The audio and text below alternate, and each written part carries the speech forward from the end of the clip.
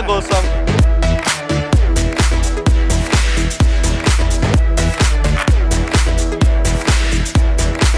Nah pemirsa, saya mau jadi AGB dulu nih, anak gaul Bukit Tinggi.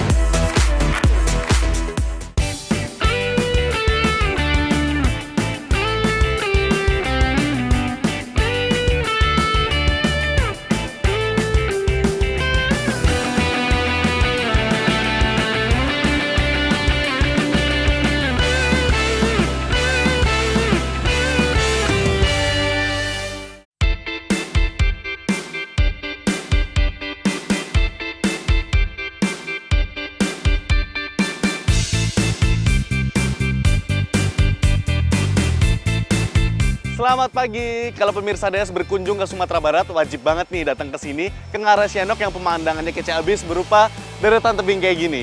Nah, saya mau ajak pemirsa DS untuk lihat ada apa aja sih di Ngarai Sianok ini.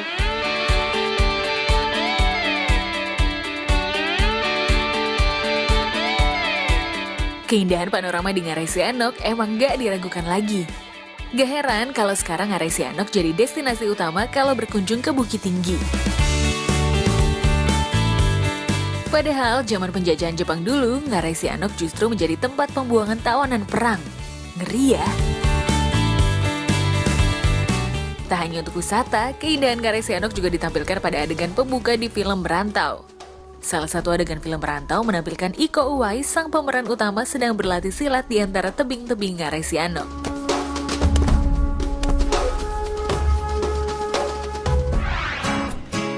Pemirsa DS, dalam bahasa Minang, Anok itu artinya diam, sunyi, sepi. Konon dulu Ngarai Sianok ini sepi.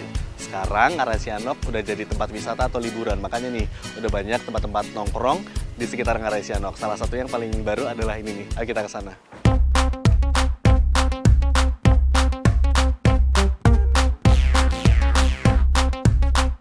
Ini dia tempat nongkrong terbaru di sekitar Ngarai Sianok yang baru buka pada bulan Agustus 2016 kemarin.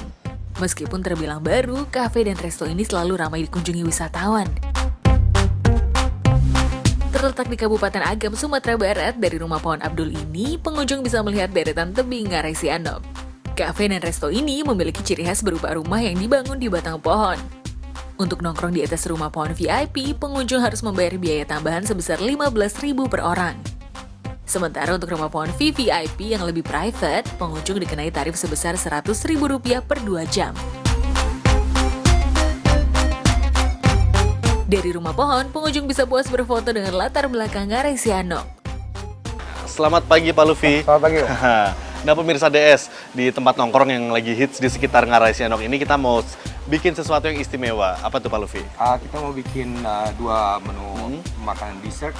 Kita punya es krim bakar, satu lagi es krim goreng. Es krim bakar dan es krim goreng. Wah, biasanya kan es krim disajiin dingin. Ya. Nah, kita lihat nih, ntar ini apakah dingin atau panas? Soalnya dibakar sama digoreng.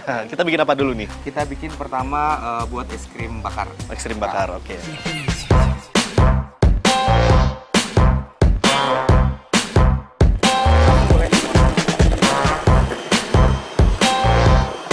Ini taunya matang gimana nih Pak? Diicipin? Kalau taunya udah mateng, taunya udah siap ya, ya maksudnya. Taunya udah siap, nggak usah lama-lama, cukup pas kita balikin dia nggak tumpah. Misalnya? Ya. Mau dibalik nih, pas tumpah. Oh, Tumpah ya. Selanjutnya, kita siapkan es krim yang sudah dicetak di atas sponge cake ini. Bungkus seluruh bagian es krim dengan krim putih yang sudah dibuat tadi. Oh iya, krim putih ini namanya Italian meringue. Italian meringue inilah yang nantinya akan dibakar. Jadi nggak boleh ada bagian es krim yang masih terbuka ya. Kalau semua bagian es krim sudah tertutup, tinggal dibakar deh. Wow. Langsung ke coklat nih Pak ya? Iya. Dan pemirsa ini baunya. Dan jangan terlalu lama. Karena dia akan gosong. Gosong. Jangan Aku terlalu ngelap, lama. bukan chef beneran. Jadi ini baunya pemirsa kayak arum manis ya Pak ya? Iya. Wangi banget karena dari gula tadi. Betul. Udah jadi tapi bandingkan mana yang beneran, mana yang abal-abal. Hampir sama kok. Ini saya makannya. Untuk finishing, tinggal tambahkan choco chips, bubuk kayu manis, dan pasta coklat. Jadi deh!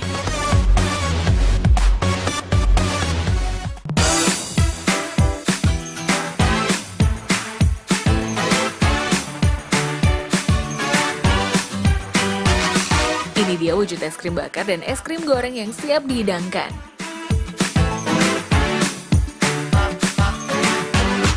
Menikmati hidangan sambil memandang keindahan ngarai Sianok seperti inilah yang menjadi daya tarik resto kekinian ini.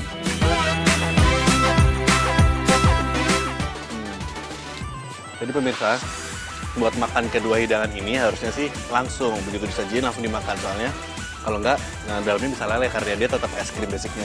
Kalau rasanya, karena ini basicnya adalah ada tepung rotinya, ada crunchy-crunchy-nya, terus bagian luarnya anget, bagian dalamnya dingin. Enak banget. Sementara yang ini, es krimnya lembut sama krimnya juga lembut, mirip kayak whipped cream kalau di minuman gitu. Enak dua-duanya.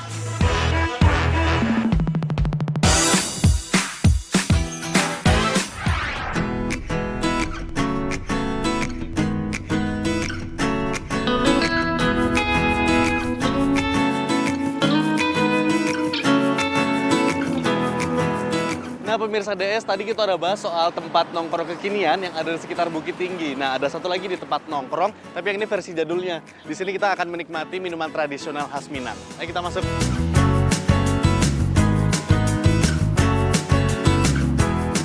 Tempat nongkrong yang satu ini bukan berupa kafe atau restoran modern ya. Meskipun hanya berupa kedai sederhana dengan bilik bambu, tempat ini selalu penuh pada sore hari. Makanan yang disajikan pun hanya gorengan, tapi keistimewaan terletak pada minumannya. Kedai yang terletak di pinggiran kota Bukit Tinggi ini menyajikan teh daun kawa sebagai hidangan utama. Apalagi teh daun kawa disajikan dalam tempurung kelapa sesuai tradisi yang sudah berjalan turun-temurun.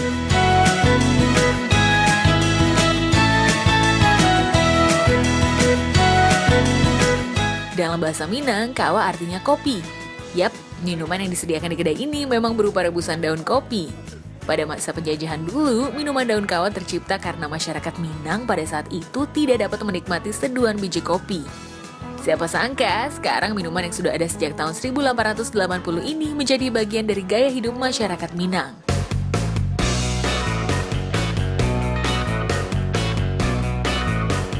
Meskipun tradisional, teh daun kawa tak hanya diminati orang tua aja loh.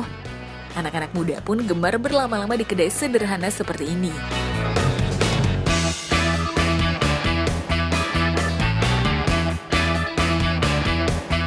Untuk bisa menikmati teh daun kopi, cukup merogoh kocek Rp3.000 saja kok.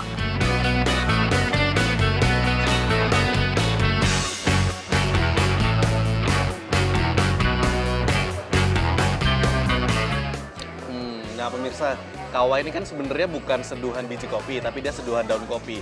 Tapi masih ada rasa-rasa kopinya dikit. Jadi kalau dibandingin, misalnya pemirsa pernah nyeduh kopi, tapi airnya kebanyakan. Hampir kayak gitu rasanya. Jadi dia encer, nggak terlalu kental. Nah, habis ini saya mau ajak pemirsa untuk lihat kayak apa sih proses pembuatan kawa daun ini.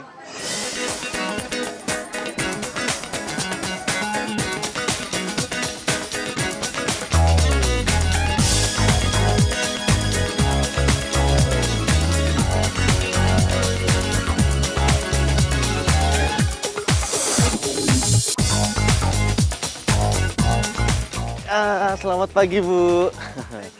Nah, pemirsa, ini nih. Dari minuman yang kita minum tadi itu asalnya dari sini, dari daun kopi ini, Bu ya? Iya. Nah, ini kalau daun kopi ini panennya biasanya berapa lama sekali, Bu? 3 bulan sekali? Oh, nah saya mau coba ikutan lihat-lihat nih, mana aja yang bisa kita petik. Kayak apa tuh yang bisa dipetik? Boleh lihat? Satu. Ini, gimana? Ini, Bu. Berbeda dengan biji kopi yang dipanen setiap 6 bulan sekali, daun kopi untuk dijadikan minuman bisa dipetik setiap 3 bulan. Daun kopi yang bisa dipetik nggak sembarangan ya. Biasanya dipilih daun kopi yang sudah tua karena sudah nggak bisa menghasilkan buah lagi. Jika dilihat lebih teliti, tangkai daun yang siap dipetik biasanya memiliki rongga yang sudah membusuk. Daun bisa dipetik langsung atau menggunakan arit supaya lebih mudah.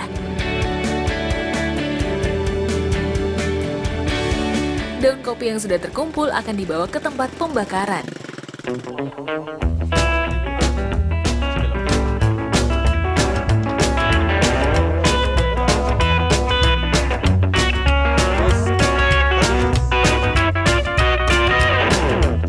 Sebelum dibakar, daun-daun kopi ini harus disusun dulu ya.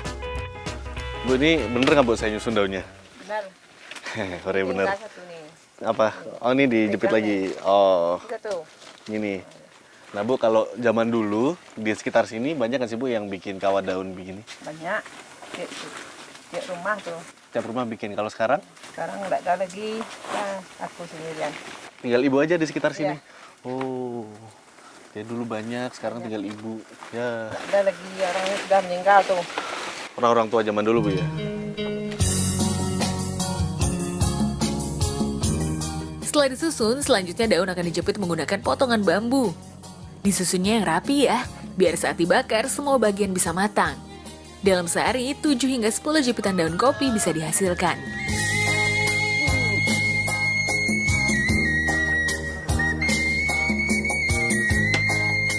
Waktunya bikin api di tungku nih. Untuk membakar daun kopi bisa menggunakan kayu apa saja ya. Tapi konon membakar daun menggunakan batang pohon kopi bisa menghasilkan aroma yang lebih nikmat.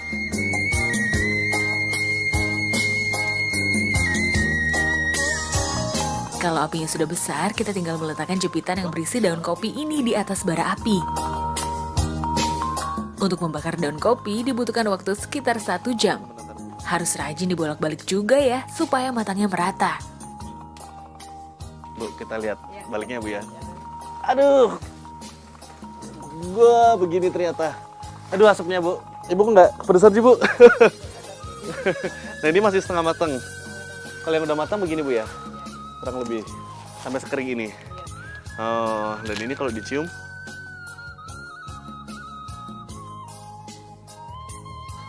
wangi. Ada wangi kopi-kopinya. Padahal kalau misalnya yang masih basah bau daun biasa, tapi begitu dibakar ada bau-bau kopinya, Bu ya, aroma kopi. Dulu daun kopi memang jadi primadona saat bangsa Belanda berkuasa. Namun tradisi meminum daun kopi sempat menghilang dan baru muncul lagi sebagai tradisi pada tahun 2000-an.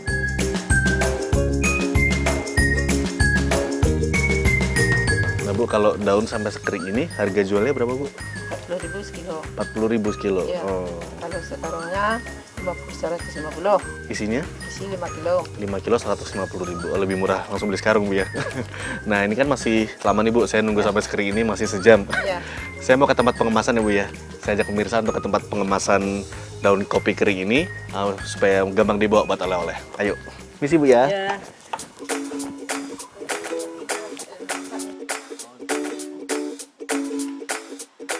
Buat yang rindu menikmati minuman tradisional khas Minang, kemasan daun kawah ini bisa jadi solusi pengobat rindu. Daun-daun kopi kering ini didapat dari pengrajin di sekitar Tabek Patah, Kabupaten Tanah Datar. Satu bungkus daun kawah seberat 100 gram dijual seharga Rp20.000. Ada bonusnya juga loh, yaitu kulit kayu manis yang digunakan sebagai pengaduk supaya aromanya makin nikmat. Ya, Mas sudah selesai, udah habis. udah habis ya? Iya. Berarti ini terakhir dong? Iya, ini terakhir. Oh, coba kita timbang dulu. Pas nggak nih ya? Pas? Pas. Pas 100 gram. Yang ini nggak usah dibungkus. Saya mau bawa kabur. Kita mau masak di belakang. Makasih, Bu-ibu.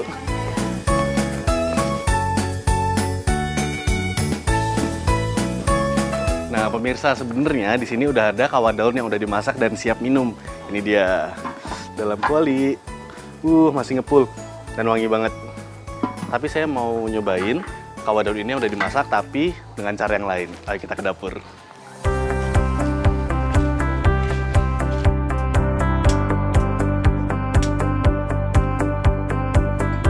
Untuk membuat hidangan daun kopi alias kawah daun, tinggal ambil segenggam daun kering dan rebus bersama 1 liter air.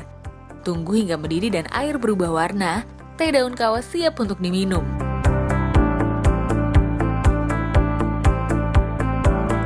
Nah, kali ini kita mau bikin olahan yang berbeda nih. Campuran kuning telur, bumbu roti, vanili, dan bubuk coklat di mixer hingga mengembang. Sampai berbuih ya, Bu? Iya, sampai nanti. Tinggal tambahkan air daun kawah yang masih panas.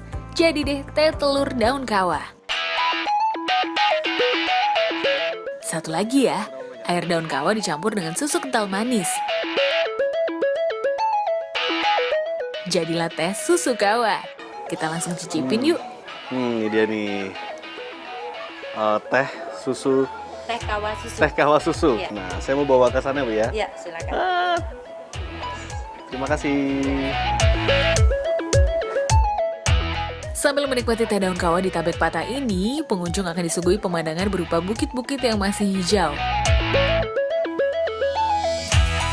Kalau dulu kawah daun biasa dinikmati di kedai-kedai sederhana, sekarang kawah daun bisa dinikmati dengan suasana kafe seperti ini. Pengunjung bisa mengambil sendiri air kawah daun dan menambahkan gula sesuai selera. Nah, minuman ini sebenarnya adalah dua minuman khas Minang yang berbeda. Ada kawah daun sama teh talua dijadiin satu di satu gelas ini. Kita cobain. Sebenarnya rasa kawah daun aslinya sih agak hilang ya. Lebih kuat di rasa telur sama rasa bubuk coklatnya. Kalau yang ini saya mau cobain juga.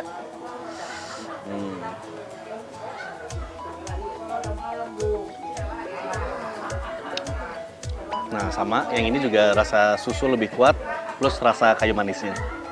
Tapi dua-duanya enak.